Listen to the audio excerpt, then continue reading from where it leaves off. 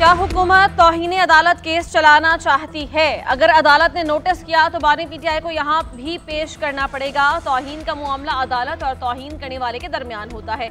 इस बारे में हिदायत ले लें। बानी पीटीआई के खिलाफ तौहीन अदालत की दरख्वास्त पर आईनी बेंच के सरबराह जस्टिस अमीनुद्दीन का एडिशनल अटॉर्नी जनरल से मुकालमा। सरकारी वकील ने जवाब दिया, संजीदगी से केस की पैरवी करना चाहते हैं। अदालत ने समाअत गैर मुअय्यना मुद्दत तक मुलतवी कर दी।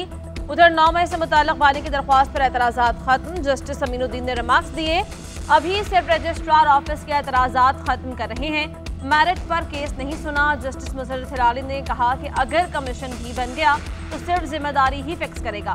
जुडिशल कमीशन रिपोर्ट का फौजदारी मुकदमात पर असर नहीं पड़ेगा। समाअत गैर मुअय्यना मुद्दत तक मुलतवी।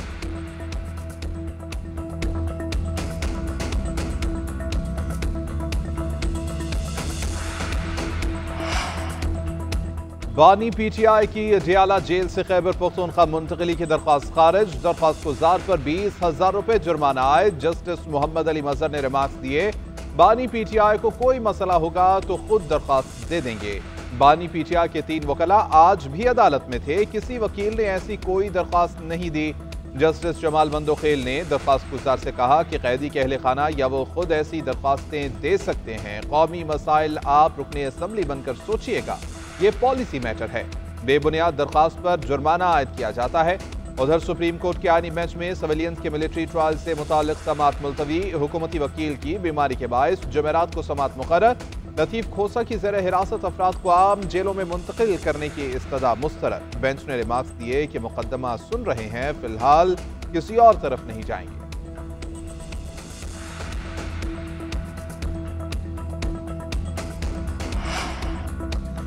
GHQ हमला केस की समाअत मुलतवी। ATC जज अमजद अली शाह के रुखसत के बाद समाअत मुलतवी। केस आज अडियाला जेल में सुना जाना था। केस में बानी पीटीआई पर फर्द जुर्म आयद की जा चुकी है। अली अमीन गंडापुर समेत 25 मुलजिमों के नाकाबिल जमानत वारंट गिरफ्तारी जारी किए गए। बानी पीटीआई समेत तमाम मुलजिमों ने सेहत जुर्म से इनकार किया था।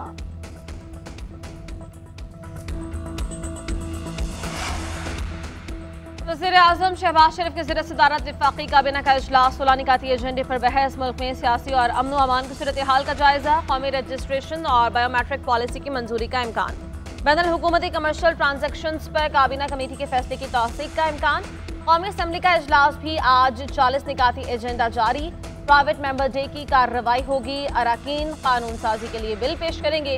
लीगी अराकीन फेक न्यूज से मुताल्लिक तवज्जो दिलाओ नोटिस खिलाएंगे।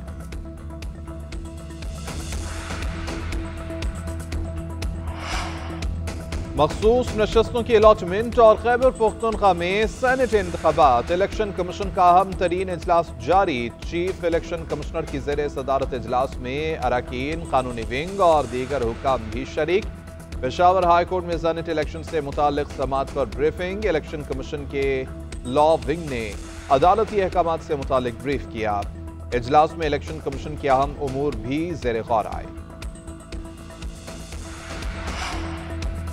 वज़ीर-ए-आज़म का इस्लामाबाद में इंतशार फैलाने वालों के खिलाफ कार्रवाई तेज करने का हुक्म। शहबाज शरीफ ने इजलास से खिताब में कहा, मुस्तहकम होती मईशत किसी को सबोताज करने की इजाज़त नहीं देंगे। इंतशार और फसाद फैलाने वालों की निशानदेही का अमल मौसर और इनके खिलाफ ठोस सबूत हासिल करने की हिदायत। कहा, ख्याल रखा जाए कि कार्रवाई के दौरान कोई बेगुनाह शहरी गिरफ्तार न हो।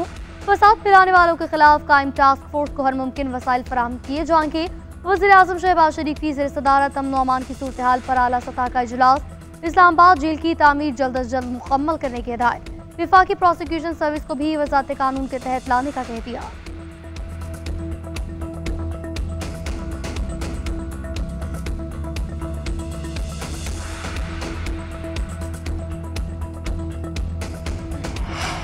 उलमा मशाइख की मदारस रजिस्ट्रेशन कानून में तरमीम के मुखालिफत। मदारस को वज़ारत तालीम के मातहत बरकरार रखने की हिमायत।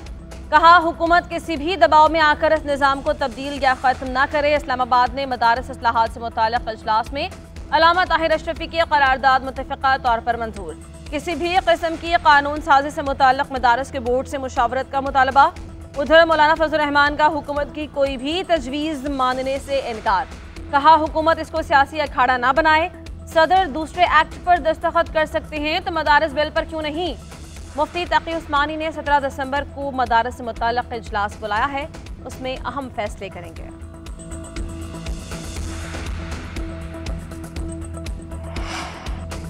तहरीक इंसाफ का JUI के साथ मिलकर सियासी जदोजहद करने का ऐलान। असद कैसर कहते हैं कि मौलाना फजलुर रहमान के साथ राबिते में है, हुकूमत के खिलाफ मुश्तरका तहरीक चलाएंगे। हुकूमत की तरफ से अभी तक राबिता नहीं हुआ, हमारे जो मुतालिबात हैं उस पर बात करेंगे, देखेंगे क्या हुकूमती रद्द अमल आता है। हमारी जदोजहद आईनो कानून के मुताबिक है। 26वीं तरमीम गैर कानूनी तौर पर मंजूर की गई, हमारा मैंडेट चोरी हुआ। ये हुकूमत जमहूरी नहीं, सियासी कैदियों को फौरी रिहा किया जाए। पाकिस्तान स्टॉक एक्सचेंज में कारोबार का मस्बत आगाज। इंडेक्स में 1700 से ज्यादा पॉइंट्स का इजाफा, तारीख की बुलंद तरीन सतह पर पहुंचा। 1,11,759 की सतह पर रिकॉर्ड। गुज़िश्ता रोज मार्केट 1,09,970 की सतह पर बंद हुई थी।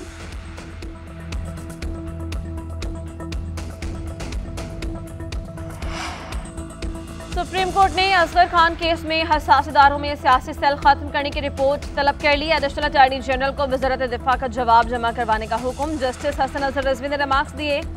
बड़े बड़े सियासी नाम हैं जिनने रकम तकसीम का इल्जाम लगाया गया। जस्टिस जमाल मंदोखेल ने रिमार्क्स दिए कि FIA अदालत को मुतमईन करे कि अदालती फैसले पर अमल हो चुका है। अदालत ने समाअत मुलतवी कर दी।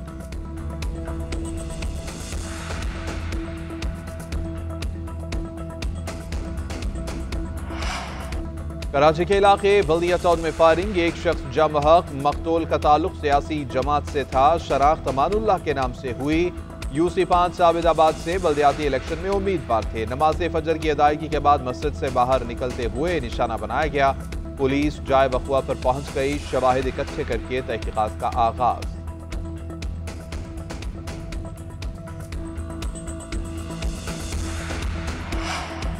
शाम में फंसे पाकिस्तानियों की महफूज वतन वापसी। वज़ीर आज़म ने लबनान से मदद मांग ली। शाम में एयरपोर्ट बंद होने से 600 के करीब ज़ायरीन फंस गए।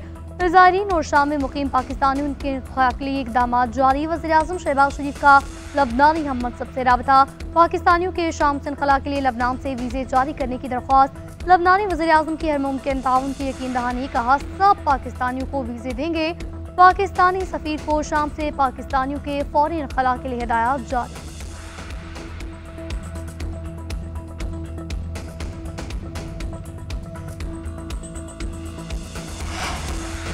वज़ीर आला पंजाब का दौरा चीन। दूसरे रोज भी आम मुलाकातें जारी। कम्युनिस्ट पार्टी ऑफ चाइना के आम ओहदेदारों से मुलाकात। मिनिस्टर लियो जियांग ने खैर मकदम किया। मरियम नवाज ने कहा पाक चीन ताल्लुकात में कम्युनिस्ट पार्टी का कलीदी किरदार है।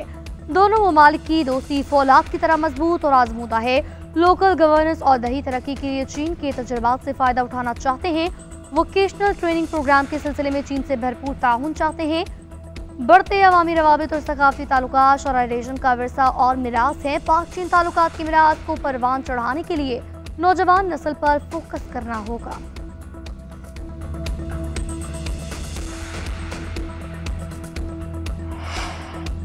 मरियम नवाज दौरा चीन में तारीखी मुआहिदे कर रही हैं। पंजाब की तकदीर बदलने जा रही है। हमारे मुखालिफिन एहतजाज जलसे धरनों की सियासत से बाहर नहीं निकल रहे। वज़ीर इत्तलात हसन बुखारी का बयान। कहा एक सूबे में जिस जमात की 11 साल से हुकूमत है वहाँ सिर्फ मौला जट की सीरियल चल रही है। सिविल नाफरमानी की तहरीक चलाने वाले को पहले भी मुंह की खाना पड़ी थी। पाकिस्तान अब किसी फितने का मुतहम्मिल नहीं। कौम की मदद से हर फितने को कुचल दिया जाएगा। जिन्होंने इंकलाब लाना था वो अब आपस में ही गुत्थम गुत्ता हो रहे हैं। नंद भावज की लड़ाई ने फितना पार्टी के 5 ग्रुप्स बना दिए हैं।